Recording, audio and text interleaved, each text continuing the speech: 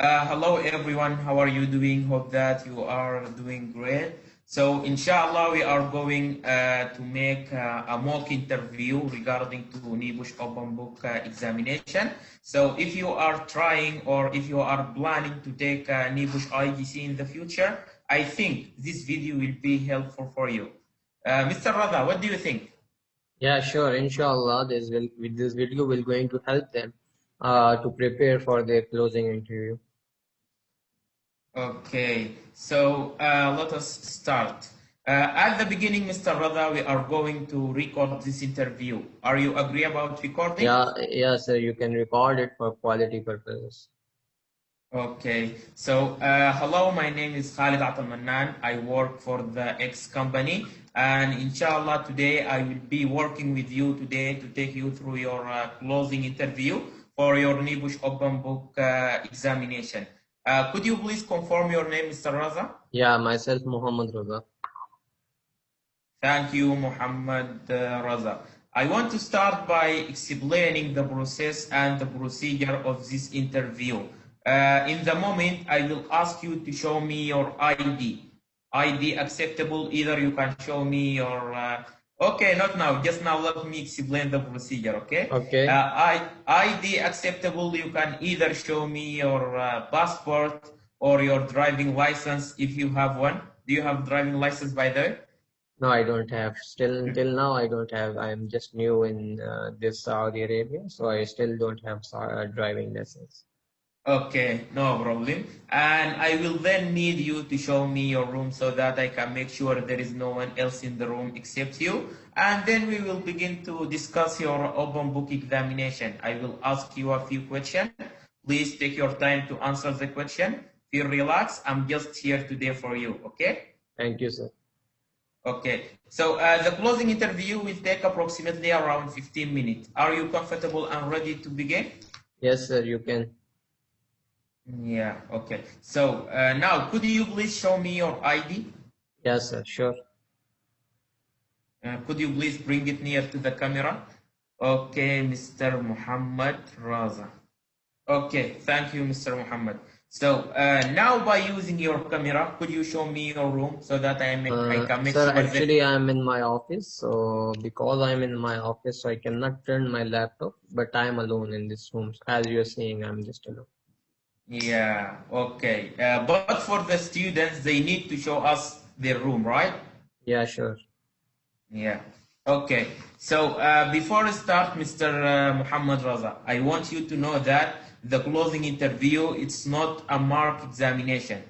And the outcome does not contribute or affect your overall grade. It's just like a short interview to make sure that you have done this Nibush open book examination by yourself. Okay? Sure. Okay, so let us start. How do you think the assessment was? The exam was too easy or too tough for you? Yes, sir, it was easy for me. By the way, why? Because I was working in a site. So on the site, so maximum the scenario that I received was just related to my day-to-day operations. And actually, Nebosh, my suggestions about Nebosh open book exam, it was like a good experience because it's not only help us or enable us on do the research thing, but also it's overall increased our knowledge toward in you can say toward a greater future for us as having the Nebosh IGC and open book exam. It was a good experience for me. Okay, so did your study had prepared you well for the exam? Yeah, our trainer helps us a lot in during our classes. He was good daily or after 2 or 3 times, 3 days. He is giving us the scenarios. He was making the scenarios for us. So those scenarios actually help us a lot because we already done some practice about the exam before. So actually, it was a great experience. Okay, so how long it took from you to complete the exam? Sir, One I hour gave or one day? no, sir. I give you can say continuous 5 hours to complete the exam. Oh, only 5 hours? That is Yeah. good, I think. Okay, so now, Mr. Raza, I will start to ask you a specific question from your papers. I have your papers here, by the way. Okay, Okay. so let us start by the task number one. If you remember, task number one, you require to use the financial argument to justify your proposed recommendation to segregate the forklift truck from the pedestrian. Okay, so two of the justification you gave here. Number one, you mentioned that the following benefit will be like no first aid treatment and the medical cost at the hospital will not be required. This is the first point. Next point, you mentioned that no fine and compensation. So my question is, which one of these do you think is the most important and why? For me, first it is very important because if you don't have a first aid by the way, so you will not going to sometime it's the matter of life and death. Okay, so you wasn't able to preserve the life. The first thing. The second thing, first aid is there to prevent deterioration as well. So if you can see if you're seeing a victim or if you're seeing a patient who is just you can say in a not a good situation, so you can easily by having good first aid you can say stop the things to getting worse. Okay, so, and compensation, you can say, if a person just an injured and without giving him proper first aid, he died, so automatically you have to give more compensation after that. So, for that regard, for me, you can say first aid is more important. Okay. Okay, now Mr. Raza, let us move toward to the task number three. Task number three is talking about the managing the contractor. What the thing that we should consider when selecting an external contractors. One point here you mentioned health and safety policy. Why do you think that health and safety policy is important? Sir, actually, the policy shows us about the company's commitment to health and safety. So, and also will tell us about their expertise and about their arrangement, like their resources in a way. If I check the policy well, so I will going to know about the company, how the company is actually, what are their aims and objectives, and how they are treating health and safety. Either health and safety is their first priority, or they're focusing about the products and finance in more, you can say. So for that reason, sir, for me, if I'm, you can say a client and I have to choose a contractor, so I will rather focus on the policy of that contract. Okay.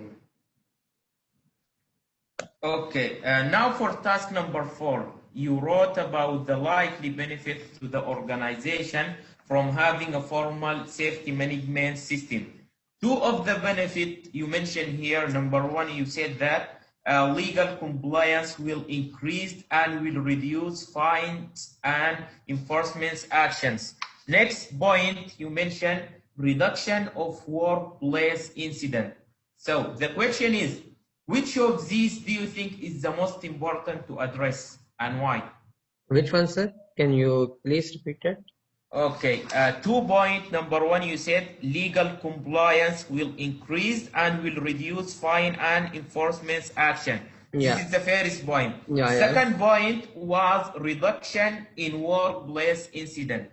Sir, for me is actually legislations are very important, complying the legislation. Why? Because first of all, if we are not complying, then fines will be imposed on us, and sometime prohibition of work, and also you can say we will going to like in punitive damages we will going to have you can say jail. We have the top management will suffer, you can say will be in jail as well. So automatically, sir, when we are complying with the laws, so that means that we are following health and safety, and when we are complying with the laws, automatically there will be reduction in accident and reduction in incident. Okay. Okay, now Mr. Rada, for the task number five, you were asked to write about the negative indicators of safety culture at the warehouse. Okay, you mentioned here two negative indicators. One point you said management has no commitment to health and safety. Next point you mentioned like there is like poor incidents and accidents reporting. So the question is, if you had to choose one, which one of these do you think has the biggest impact of our about safety culture in the organization? Safety culture, sir. What 2 points that you give me actually?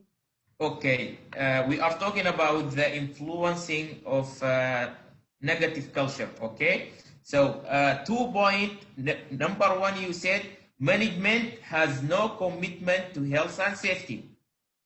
Yeah. Point number two, you mentioned poor incident and accident reporting.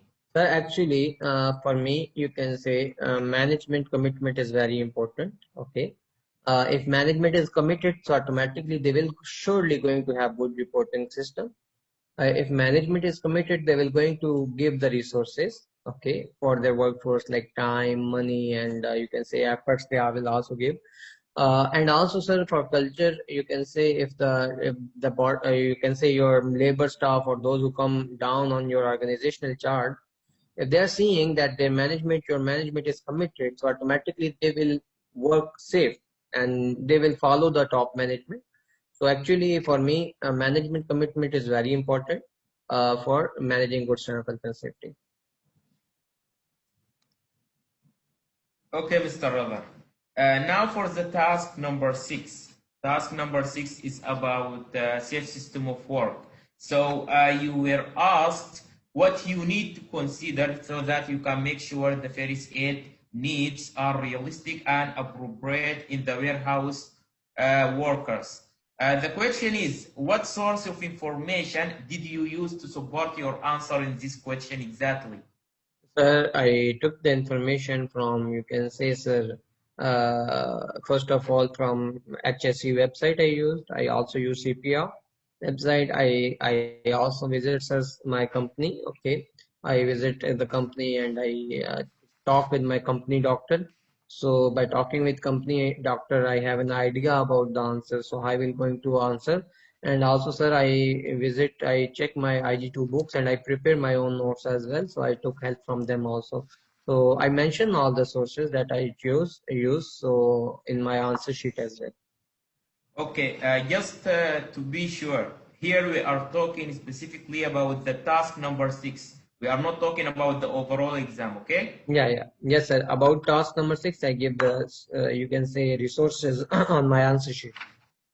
Okay, so now let us move to the task number seven.